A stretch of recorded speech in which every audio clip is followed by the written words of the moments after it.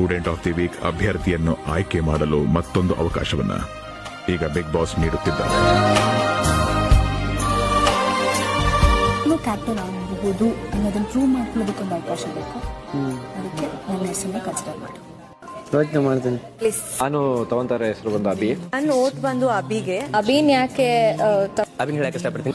Go with Abhi. ಆದ್ರೂ ನನ್ನ vote Janhvi. ಹಾಗಾಗಿ ನಾನು ಜಾನ್ವಿ ಅವ್ರನ್ನ ಆಯ್ಕೆ ಮಾಡ್ತೀನಿ. ನಮ್ಮ ಓಟ್ ಬಂದು ಜಾನ್ವಿ ಅವ್ರ ಪಕ್ಕದಲ್ಲಿರೋ ಕಾವ್ಯ ಅವರು ಕೊಡ್ತೀವಿ ಇಷ್ಟಪಡ್ತೀನಿ.